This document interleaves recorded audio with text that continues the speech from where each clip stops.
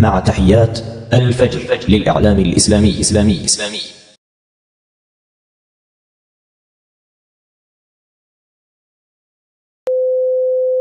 إن الحمد لله نحمده ونستعينه ونستغفره ونعوذ بالله من شرور أنفسنا ومن سيئات أعمالنا. من يهده الله فلا مضل له ومن يضلله فلا هادي له.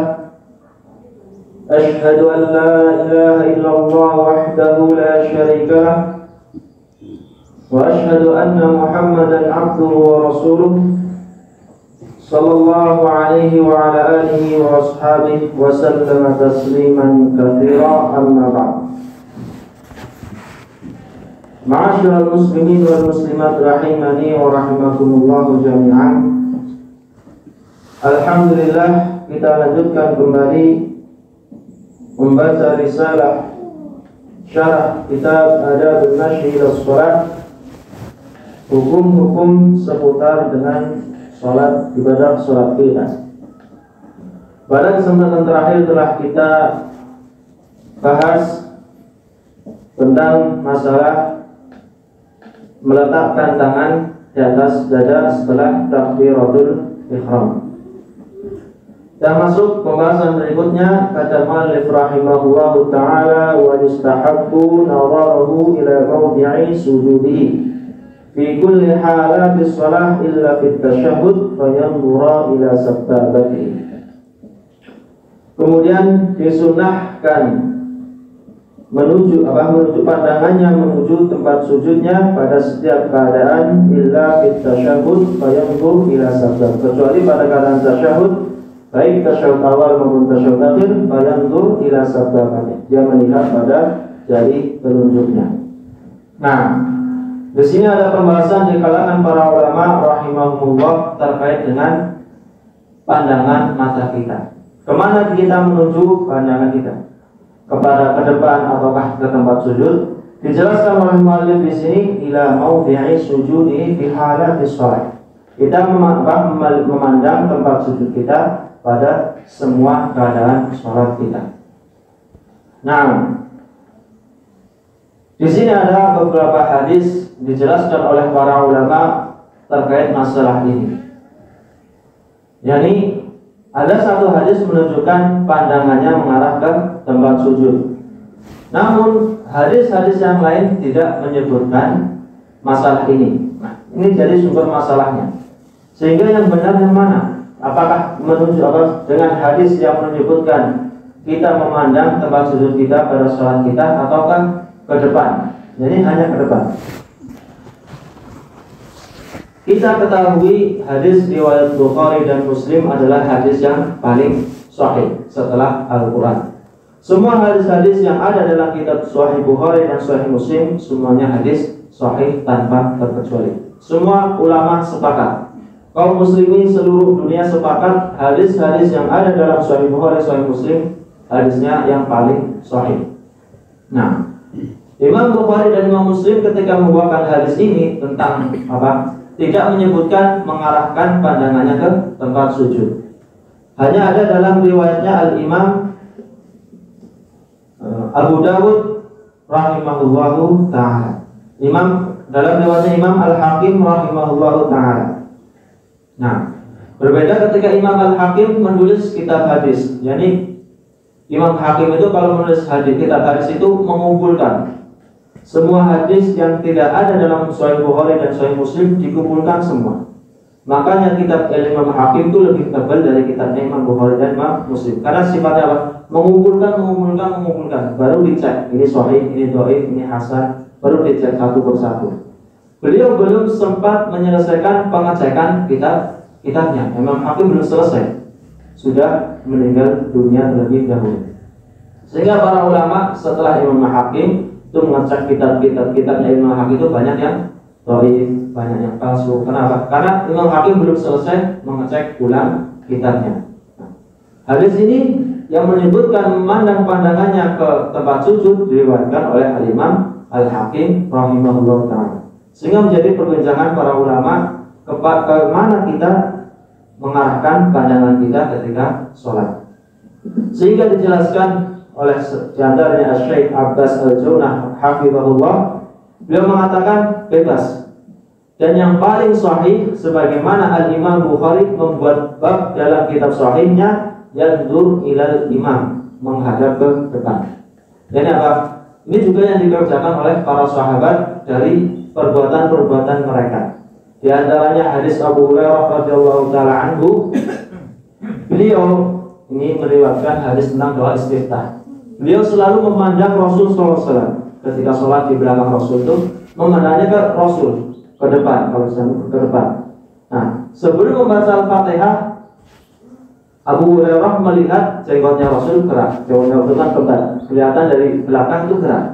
Sehingga sahabat Abu Hurairah bertanya, "Ya Rasul, mada taqra qabla an taqra surat Al-Fatihah?" Apa yang kau baca sebelum baca surat Al-Fatihah?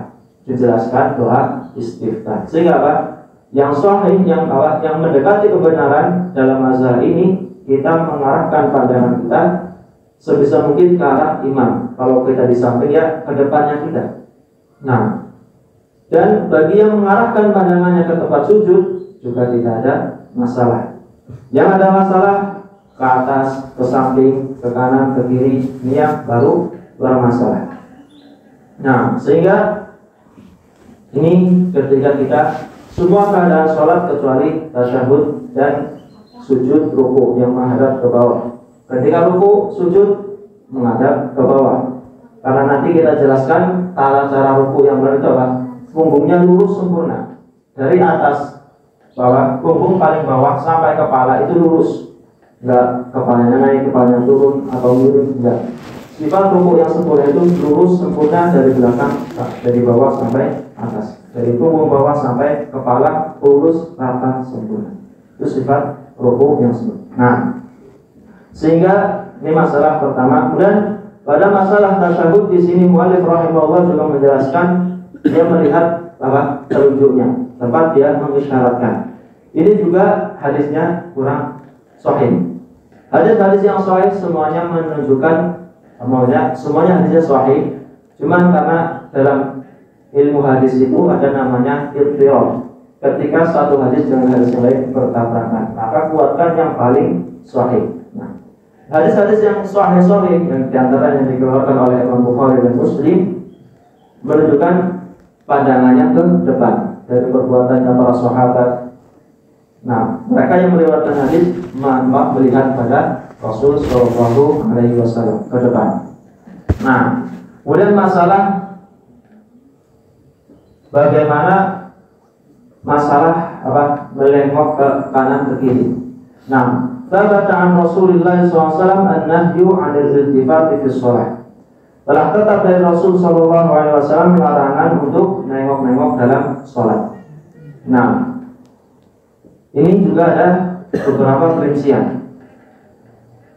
Al-iltifatu fi shalah itu ada beberapa perincian. Yang pertama ketika sering ke kanan kiri, atau kalau sampai benar-benar ke kanan, yakni melebihi. Kalau cuma melirik kanan kiri, ini masih diperbolehkan. Tapi kalau sampai badannya benar-benar mengarah ke kanan atau ke kiri, badannya utuh, ini dilarang. Tapi kalau cuma melirik, semuanya hanya pada kebutuhan. Misal kita sholat membawa anak-anak kita, anak-anak kecil, kita sholat sambil menjaga anak, itu diperbolehkan.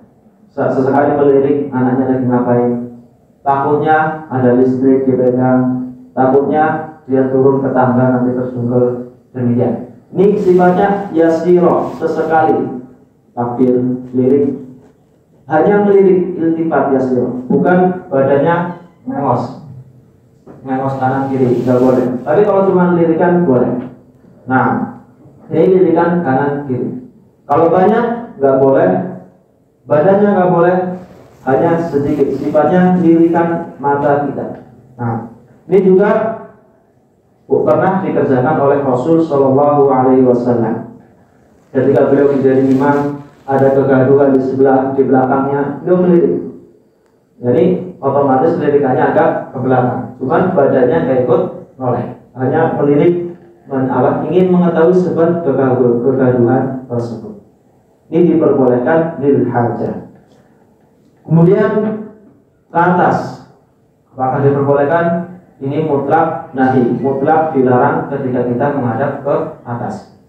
Bahkan ada ancaman dari Rasul Shallallahu Alaihi Wasallam, mata pandangannya tak dikhawatirkan dicabut oleh Allah Azza wa Jalla jika kita menghadap ke atas. Nah, sehingga ketika kita sholat, pandangan kita yang benar adalah menghadap ke depan. Ketika ada kebutuhan sedikit melirikkan, fungsinya apa? Mengetahui misal anak kita atau yang lain, kita boleh diperbolehkan tidak dengan bermudah-mudahan. Nah, kemudian kita lanjutkan kata muallif rahimahullah, wa yustasumma yastaftahu sirran. Kemudian dia membaca doa istiftah sirran dengan lirik. Nah, al-idya'u bi du'a'il istiftah sirran ba'da takbiratul ihram wa qabla al-qira'ah min sunanis shalah wa mustahabbatiha. Kita membaca doa istiftah dengan lirik setelah takbiratul ihram dan sebelum kita membaca surat Al-Fatihah, termasuk dari sunnah-sunnahnya sholat kita. Sehingga siapa yang lupa membaca doa istiftah atau sengaja meninggalkan doa istiftah, sholatnya tetap sah. Karena doa istiftah hukumnya sunnah dari sholat. Nah, dalilnya adalah tadi yang kita baca, kita singgung hadisnya Abu Hurairah radhiyallahu taala anhu, ketika Rasulullah mengimami para sahabat takbiratul ihram kemudian diam, jadi tidak mengeluarkan suara, tapi jenggotnya bergerak. Kayak orang membacakan, jenggotnya bergerak. Maka Abu Hurairah bertanya kepada Rasulullah SAW, apa yang engkau baca dalam sholatmu sebelum baca Al-Fatihah? Kemudian diajari doa istiftah, yaitu Allahumma ba'idni wa baina khataayaya kama ba'adta bainal masyriq wal maghrib. Allahumma naqqini min khataayaya kama yunqqa thawbul abyadu minad danas. Allahumma ighsilni min khataayaya bis-salji wal ma'i wal barad. Nah, dalam doa istiftah itu banyak sekali ragamnya. Nah, ada kadang doanya demikian. Ada doanya juga subhanakallahumma wa bihamdik wa tabaraka asmuka wa ta'ala jadduka wa la ilaha ghairuka. Dan ada doa lagi yang panjang lagi. Nah, di sini ada masalah. Tadi dalam masalah memandang mengarahkan pandangan kita ada namanya tarjih, pilih yang paling kuat. Kalau dalam doa istiftah ini nggak ada istilah tarjih, mana yang paling kuat kita amalkan, tidak. Sehingga dalam masalah ilmu fikih, ilmu agama Islamnya ada khilaf, ada dua macam. Perbedaan itu ada dua macam. Yang satu sifatnya ta'arud, bertabrakan. Khilaf ta'arud ini biasanya satu hadis, tapi ulama beda penafsiran. Jadi mengamalkan A, ulama kedua mengamalkan B, tapi satu hadis. Ini biasanya butuh tarjih, penguat, mana yang harus kuat dia pegang. Tapi kalau dalam doa istiftah ini namanya khilaf tanawu, khilaf perbedaan yang menunjukkan ragam dalam hal ibadah. Hadisnya banyak, semuanya sahih gitu. Kalau yang pertama biasanya itu hadisnya satu yang menafsirkan dua ulama berbeda. Kita harus pilih yang kuat karena hadisnya satu. Kalau yang ini hadisnya banyak, semuanya sahih, namanya khilaf tanawu sebagai bentuk ragam dalam ibadah. Di antara faedahnya sangat banyak, menjaga sunnahnya Rasul, karena doa-doa itu banyak ragamnya, dan menjaga hadis-hadis agar tidak hilang, dan lain sebagainya. Nah, sehingga dalam doa istiftah itu namanya khilaf tanawu, ragam dalam bacaan soal doa istiftah. Sholat zuhur kita baca yang ini, sholat asar baca yang ini, sholat maghrib baca ini, diperbolehkan, bahkan itu yang utamanya apa? Menjaga sunnahnya Rasul SAW agar tidak hilang. Nah, sirran, lirik, tidak mengeraskannya. Nah, masalah bagaimana kalau kita terlambat, kita ingin mengerjakan ibadah sunnah ini. Kita datang ke masjid, imam sudah membaca surat setelah surat Al-Fatihah misalkan. Apakah kita diperbolehkan membaca Al-Fatihah istiftah, ataukah kita mendengarkan Nah, wa idza kana al-insan masbuqan fi sholati fala ya'ti bi du'a istiftah khaufan min fawatil wajibat. Jika kita terlambat, lihat kondisinya. Ketika sempit dalam keadaan kita ingin mendatangkan ibadah-ibadah sunnah dalam sholat kita. Karena ibadah sunnah penyempurna ibadah wajib. Kita terlambat. Dilihat kondisinya. Ketika ini jaraknya panjang, misal kita dengar imam baca surat Al-Fajr, kan panjang.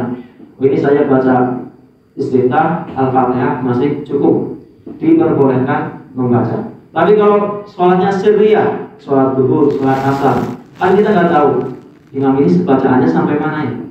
Apakah baca surat Al-Ikhlas atau masih Al-Fatihah atau baca surat yang panjang? Maka dalam keadaan tersebut tidak diperbolehkan membaca doa istiftah. Kenapa? Khawatir yang wajib terluputkan. Yang wajib apa? Al-Fatihah, rukun sholat nggak boleh ditinggalkan. Dia harus membaca doa Al-Fatihah. Dia langsung baca Bismillahirrahmanirrahim atau dia awalnya dengan ta'awudz Bismillah Al-Fatihah. Nah, untuk masalah Al-Fatihah nanti kita ada pembahasan selanjutnya, pembahasan juga yang lebih tinggi. Nah, ini doa istiftah.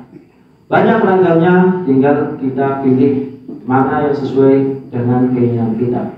Kadang baca ini, kadang baca ini, kadang baca itu sebagai bentuk menjaga sunnahnya Rasul Sallallahu Alaihi Wasallam.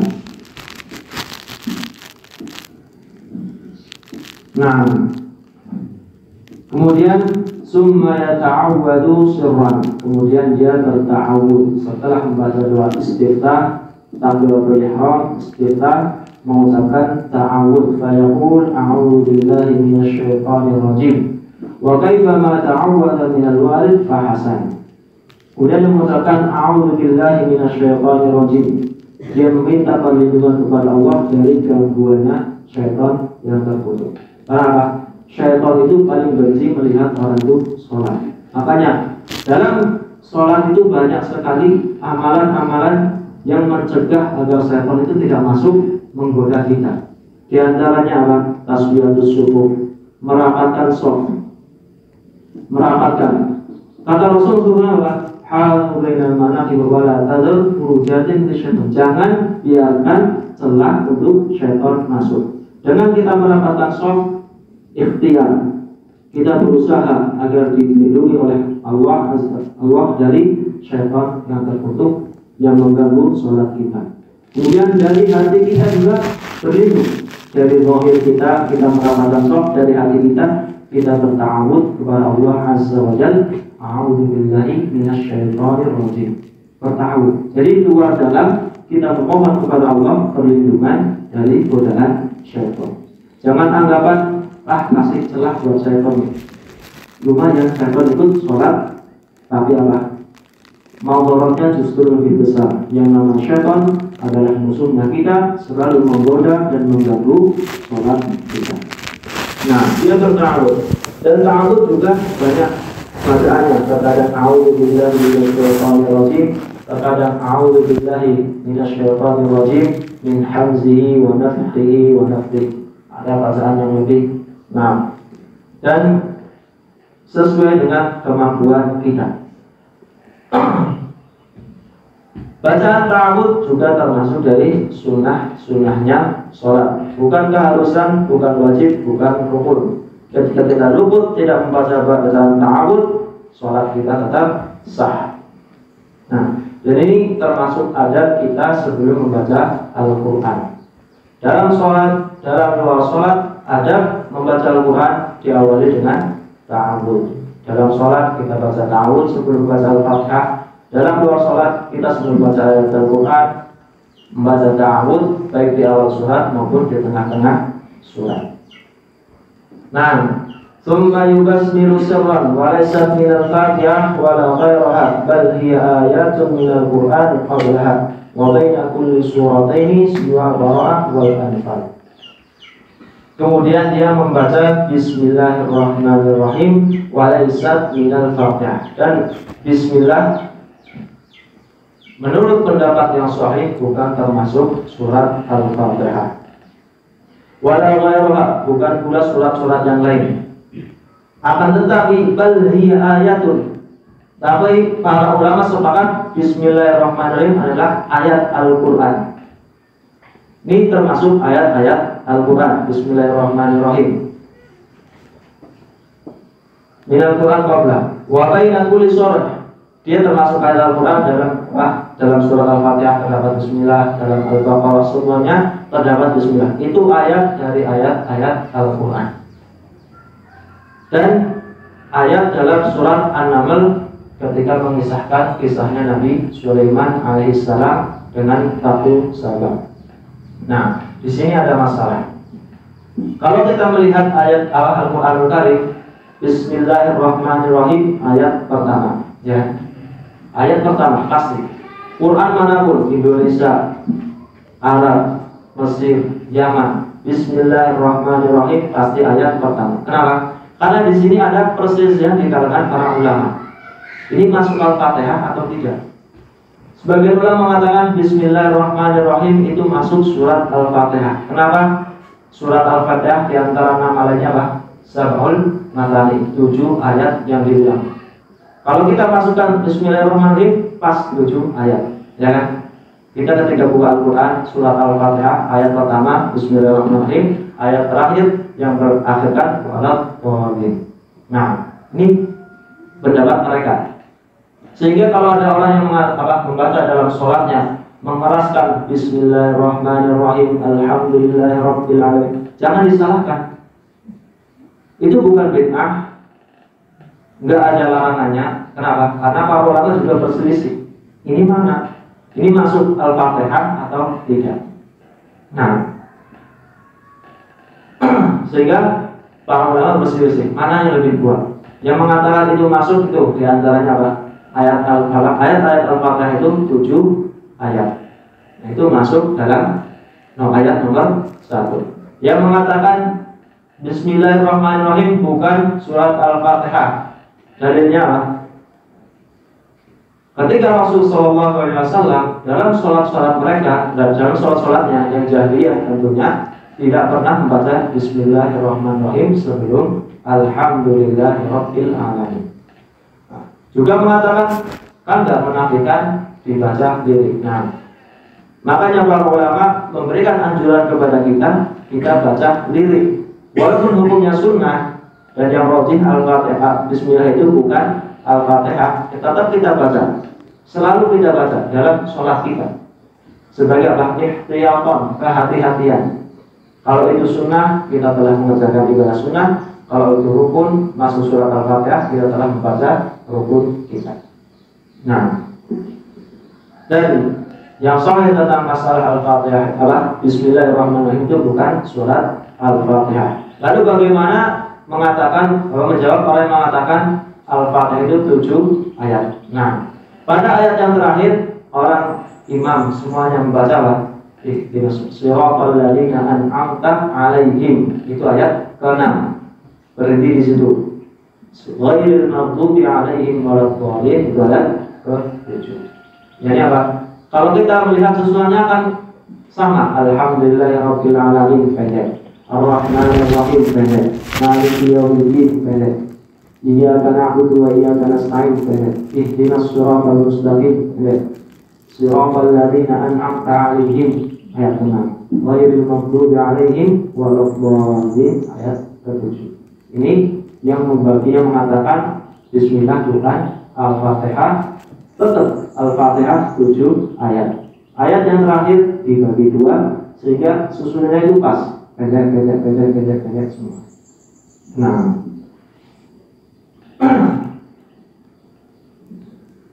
ini terkait dengan masalah basmalah. Dan disunahkan wa tusannu kitabatuha awailal kitab kama katabaha Sulaiman wa kama kana Sulaiman yaqul wa tudkaru ibtidai jamil af'al wa hiya taqrabu syaitan. Dan disunahkan menulis segala sesuatu mengawalinya dengan bismillah. Menulis kitab, menulis surat dengan bismillah. Sebagaimana dikerjakan oleh Nabi Sulaiman alaihissalam ketika menulis surat kepada Ratu Saba dengan mengawali Bismillahirrahmanirrahim. Wa kama kana Nabi, dan sebagaimana Nabi SAW juga demikian ketika menulis surat-surat kepada raja-raja yang ada di muka bumi itu, ke Asia, ke Romawi, selalu mengawali dengan Bismillahirrahmanirrahim. Waktu baru tidak idaminal, dan disunahkan juga dalam semua perbuatan kita. Kita ingin bekerja, ingin mengalukan sesuatu, ya boleh dengan Bismillah, meminta pertolongan kepada Allah Azza wa Jalla. Dan ada hadis, namun hadisnya tidak sahih, yang mengatakan kullu amrin bibadin la yubda bi bismillah bahwa setiap perbuatan yang tidak diawali dengan bismillah itu akan terputus. Itu hadisnya tidak sahih. Namun apa? Dalam bismillah kita ada doa. Bismillah itu ba'dil isti'an, aku meminta pertolongan dengan nama Allah Azza wa Jalla. Segala perbuatan kita butuh pertolongan dari Allah Azza wa Jalla. Nah, sehingga kita sudah sampai di sini, sampai bacaan basmalah dalam sholat. Bacaan basmalah dibaca dengan sir. Dan para ulama juga menganjurkan terkadang dikeraskan. Terkadang boleh mengeraskan. Misal ada acara yang kita ini berbeda pendapat. Misal kita berpendapat Bismillah bukan Al-Fatihah. Kita qadarullah sedang safar, di mana kayaknya orang-orang ini berpendapat Bismillah termasuk Al-Fatihah. Kita disuruh jadi imam, kita disunahkan mengeraskan Al-Fatihah agar apa? Tidak menimbulkan perpecahan. Misal dalam sholat tuh imamnya gak baca basmalah, sholatnya gak sah. Nanti kan malah hati makmum tersibukkan dengan perkara yang lain. Nah, terkadang disunahkan juga mengeraskan basmalah ta'liful qulub untuk melembutkan hati-hati kaum muslimin. Nah, dan para ulama juga sepakat yang namanya bismillah termasuk ayat-ayat Al-Qur'anul Karim. Sehingga jangan meremehkan Bismillahirrahmanirrahim, menulis di kertas, dibuang dengan sembarangan, jangan. Karena itu termasuk ayat-ayat Al-Qur'anul Karim. Mungkin ini yang bisa saya sampaikan pada kesempatan siang hari ini. Ada benarnya ilmu dari Allah Subhanahu wa Ta'ala, ada kurang dan salahnya datang dari saya pribadi juga syaitan. Naktafi bihadzal qadar. Subhanakallahumma wa bihamdik, asyhadu an la ilaha illa anta, astaghfiruka wa atubu ilaik. Walhamdulillahi rabbil alamin. Wa qad